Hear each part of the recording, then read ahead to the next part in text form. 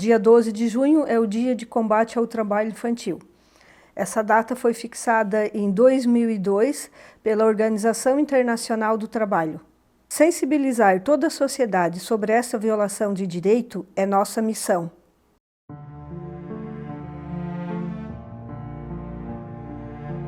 A exploração da mão de obra infantil chegou ao Brasil junto com as embarcações portuguesas.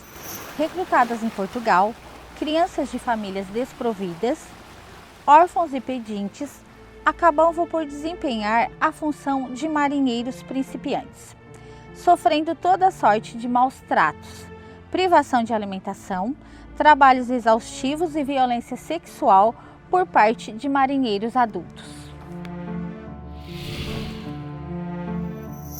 O trabalho precoce também apareceu nas ações assistenciais do Brasil Colônia.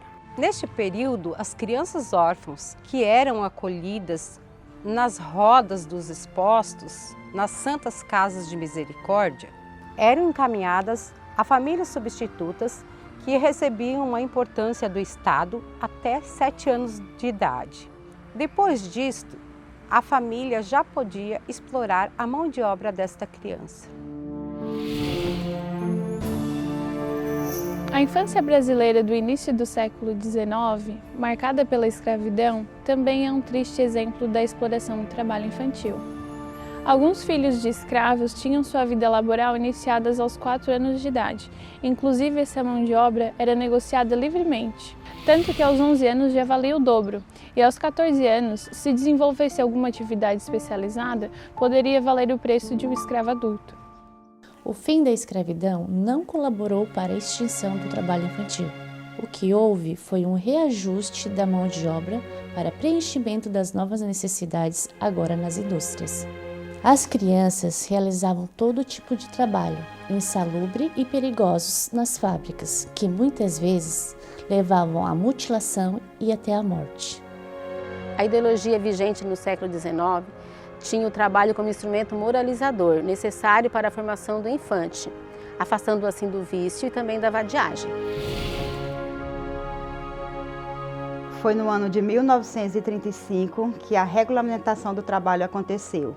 E após 100 anos da proclamação da República, no ano de 1988, com a regulamentação e institucionalização da Constituição Federal, e no ano de 1990 é instituído o ECA, Estatuto da Criança e do Adolescente, que regulamenta os direitos e regulamenta também assim a responsabilidade da família, da sociedade e do Estado com relação a esses sujeitos de direitos. Apesar dos esforços jurídicos, ainda temos um cenário muito difícil em nosso país com relação ao trabalho infantil. O advento da pandemia da Covid acentuou a desigualdade social, aumentou o desemprego e dificultou o acesso à renda. Todos esses fatores têm empurrado mais crianças e adolescentes para o trabalho. Quanto mais pobre a família, mais se exige de todos os membros que colaborem na renda familiar, independente do sexo e idade.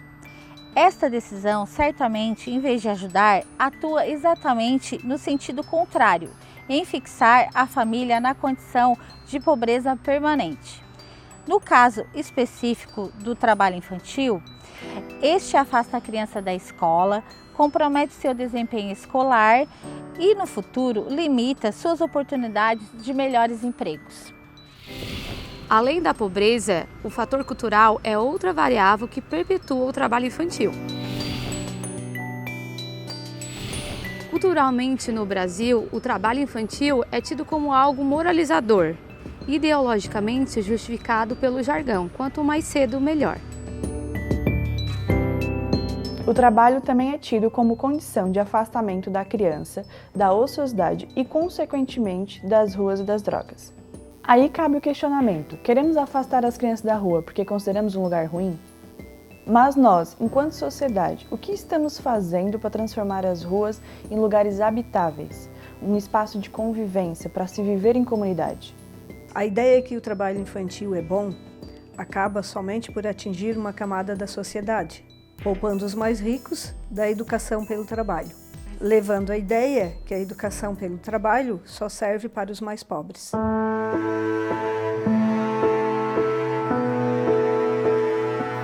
trabalho infantil traz muito prejuízo para o desenvolvimento da criança. O problema mais visível são os aspectos físicos. Cansaço, problema respiratório, doenças causadas por agrotóxico, lesões na coluna. Além de que eles são mais suscetíveis a acidente, porque eles têm menos percepção de perigo. Os outros aspectos são os psicológicos e escolares.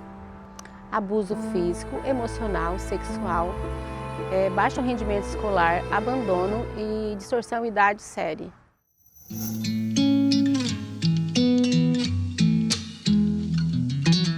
Em 1996 foi criado o PET. Este programa tornou-se o principal instrumento para o combate do trabalho infantil no país. O público-alvo deste programa eram as famílias que tinham crianças e adolescentes menores de 16 anos que estavam envolvidos em algum tipo de trabalho ou exploração infantil. Além do repasse financeiro, o programa oferecia jornada ampliada no contraturno da escola. Nessa jornada ampliada eram oferecidas oficinas recreativas, esportivas, de lazer e culturais. O objetivo do programa era diminuir a evasão escolar, aumentar o desempenho e as potencialidades das crianças. Em 2005 foi regulamentada a Lei 10.097 de 2000. Ela é conhecida como a Lei do Aprendiz ou Aprendiz Legal. Ela é muito importante pois possibilita um caminho seguro para a inserção do jovem no mercado de trabalho, a partir dos 14 anos. No Brasil, é proibido toda forma de trabalho até os 13 anos de idade. Dos 14 aos 16, é permitido somente na condição de aprendiz. A partir dos 16, é permitido o trabalho, porém com restrições ao trabalho noturno, insalubre ou perigoso. Em 2006, houve a integração do PET ao programa Bolsa Família, permitindo que todos os municípios do Brasil tivessem acesso a esse programa. Foi uma iniciativa bastante exitosa, diminuindo muito o trabalho infantil, mas ele ainda não foi erradicado. Com o reordenamento dos serviços de convivência ocorrido em 2013, as crianças e adolescentes do PET passaram a ser atendidas juntamente com outros grupos de crianças em situação de vulnerabilidade. Isso é importante porque evita a segmentação, a segregação e permite a troca de experiências. A partir daí, o PET foi redesenhado e passou a desenvolver ações estratégicas para o combate do trabalho infantil, atuando em 5 eixos: mobilização, identificação, proteção, defesa e monitoramento.